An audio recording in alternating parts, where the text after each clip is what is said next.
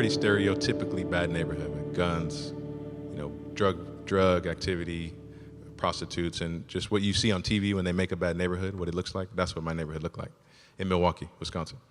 And if you ask 9 out of 10 people in those situations what would make their life better, they're just gonna say money. But how many of you guys know people with a lot of money and a whole lot of problems still? You see what I mean? So I don't want the people in the underprivileged group to think that once they get a chance to speak for themselves, everything will be fixed. There's still going to be a whole new skill set that comes with having access that's going to have to be acquired over time to make the change sustainable and productive for the following generations. You guys follow?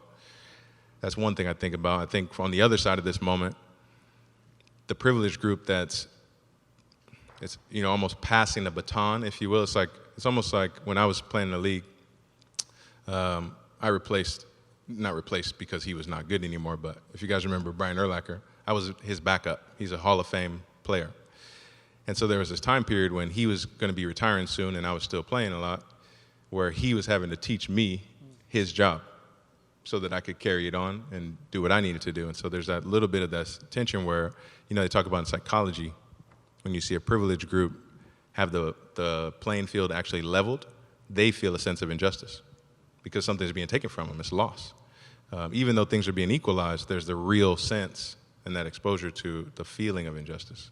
And so I'm wondering, all these text messages that I'm getting from people on the privileged side, they're like, I want to do anything I can to help, if there's the awareness that there's going to be a pain associated with that service, a real pain and a real sense of maybe that something's happening to you that you don't like and that is not right. So just dealing with the emotional stress of that transition, I think is something real.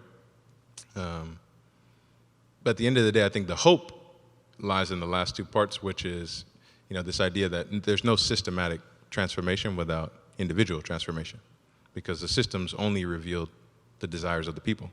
We make structures and frameworks to support what we want to happen. And so the system is messed up, but that's only a roundabout way of saying we are messed up. But the good thing is that we have in our faith a built-in plan for that. And that's our faith in Jesus, because his whole plan for our lives is not to just love us and have us go be in heaven with him later after we die.